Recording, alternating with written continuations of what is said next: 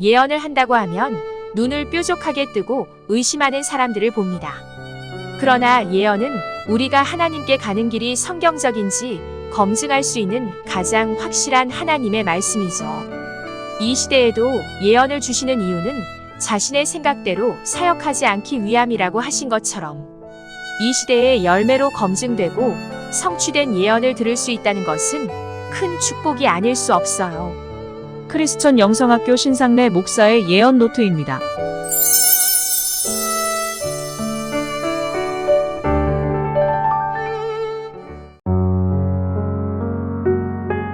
제 삶은 돈을 벌어야 했기에 직장일에 얽매여 가정도 제대로 돌보지 않았고 아이들이 어떠한지도 모르고 살았습니다.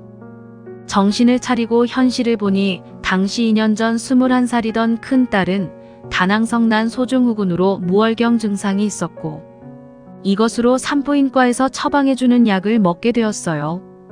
이 약은 장기 복용을 하면 유방암의 부작용이 있었고 약을 복용해도 월경이 하루 이틀 만에 멈췄기 때문에 2달 정도 먹고 끊었지요. 둘째 딸은 21년 12월 11일 집에서 갑자기 쓰러져 응급실을 가보니 미주신경성 실신으로 약도 없고 물 자주 마시고 쓰러질 것 같으면 주저앉아 부상을 최소화시키는 것밖에 다른 처방이 없었어요. 그러다 22년 2월에 다시 실신을 하면서 머리를 모서리에 부딪히는 부상을 입었고 당시 고등학생이라 학교에서나 길을 가다가도 쓰러질까 늘 걱정, 근심에 쌓이게 되었습니다. 이 시기에 전에 없던 월경통이 시작되었는데 마치 장염 증상과 같이 심한 복통과 구토 증세까지 있어 응급실에 가서 진통제 처방을 받기도 하고 학교를 결석하는 날이 여러 번 있었어요. 그러면서 크리스천 영성학교에서 기도훈련을 22년 5월부터 받게 되었는데 큰딸은 완전하지는 않지만 지금은 2달에 한 번씩 월경을 하고 있으며 둘째 딸은 그 이후로 실신을 하지 않았고 극심한 월경통도 사라졌습니다. 할렐루야. 저도 중학생 때부터 갑상선기능 저하증이 있어서 약을 먹고 살다 부모님의 회개 기도로 고등학교 때 완치 판정이 나와 약을 끊고 지금까지 지냈어요. 그런데 21년 초음파 검진에서 갑상선이 부어 있다고 했고 23년 1월 검진에서도 갑상선이 21년보다 더 부어 있다는 결과를 듣게 되었습니다.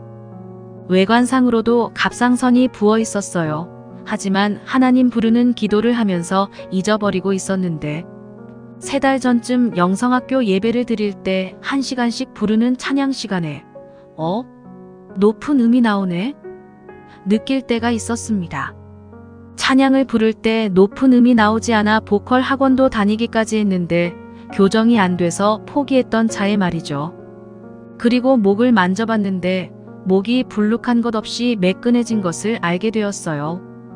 기도하면서 전에 내가 찬양을 부르던 모습들이 떠오르는데 내 만족으로 불렀었고 남들보다 음악적 재능이 있다고 생각하여 가르치려 들었고 교만함으로 성질과 고집을 부렸던 것을 깨닫게 되자 지금은 내 입을 열어 쉰 목소리로도 찬양할 수 있는 것이 모두 하나님의 은혜임을 알게 되니 회개가 저절로 나왔습니다. 또 어렸을 때부터 불안 증세로 손톱을 물어뜯는데 피가 날 때까지 뜯었습니다. 이게 안 고쳐져서 남들 앞에 부끄러워 손을 내놓지도 못했고 손톱깎이로 깎는 사람들을 무척이나 부러워했어요. 그러나 얼마 전부터 그 습관이 사라지고 손톱깎이로 깎고 있으니 이것도 할렐루야입니다.